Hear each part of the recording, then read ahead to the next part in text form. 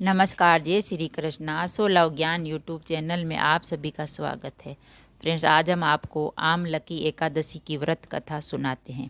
आमलकी एकादशी है वो होली के 4 दिन पहले आती है और फागुन मास के शुक्ल पक्ष में आती है। इस एकादशी को रंग भरी एकादशी भी कहते हैं। होलिका दहन के 4 दिन पूर्व फागुन के शुक्ल पक्ष इस एकादशी का नाम आमलकी एकादशी है।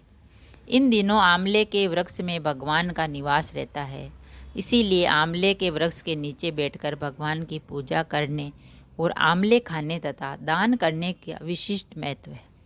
ब्रह्मा ऋषि वशिष्ठ जी और महाराज माधाता के मध्य संवाद रूप में ये इस एकादशी की कथा। त्रेता युग में एक दिन महाराज मंधाता ने महर्षि शिष्ट जी से अनुरोध किया, हे मुनिवर, यदि आप मुझसे प्रसन्न हैं तो कृपा पूर्वक मुझे कोई ऐसा व्रत बताएं जिसको करने से मेरा सब प्रकार से कल्याण हो। महर्षि वशिष्ठ ने उत्तर दिया, हे राजन, यो तो सभी व्रत उत्तम है, परंतु इनमें सर्वोत्तम है आमलकी एकादशी का व्रत।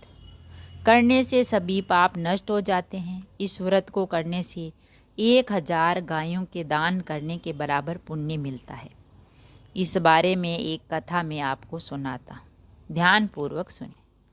वैदिक नामक एक नगर में ब्राह्मण, क्षत्रिय, वैश्य और शूद्र चारों वर्णों के परिवार आनंद पूर्वक रहा करते थे।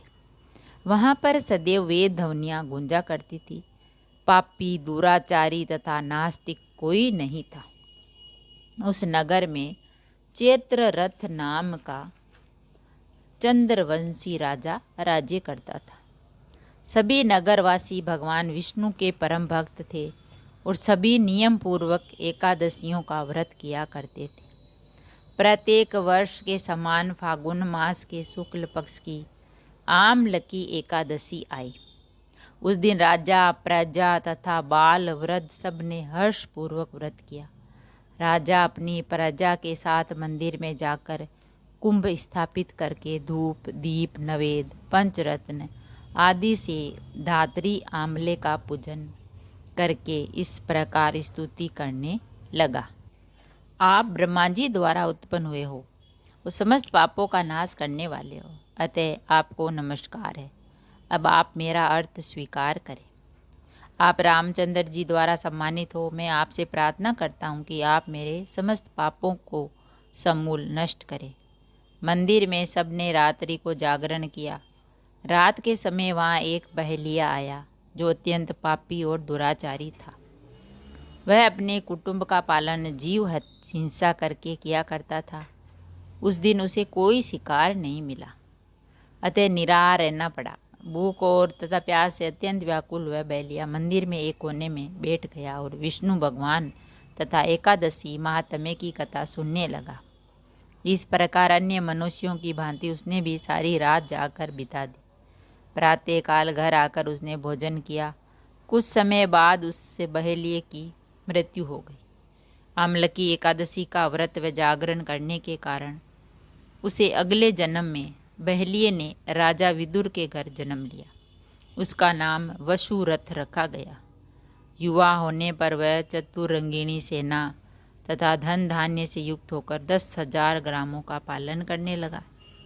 वह तेज में सूर्य के समान, कांति में चंद्रमा के समान, वीरता में भगवान विष्णु के समान और क्षमा में पृथ्वी के समान था।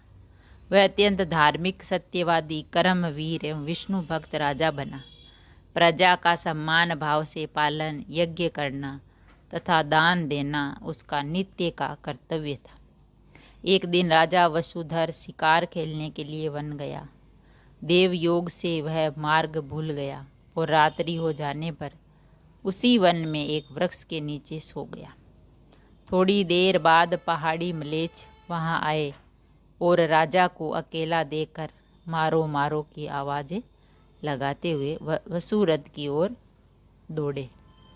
वे म्लेच्छ कहने लगे कि इसी दुष्ट राजा ने हमारे माता पिता, पुत्र, पौत्र आदि अनेक संबंधियों को मारा है तथा देश से निकाल दिया जाए, अतः इसको अवश्य मारना चाहिए।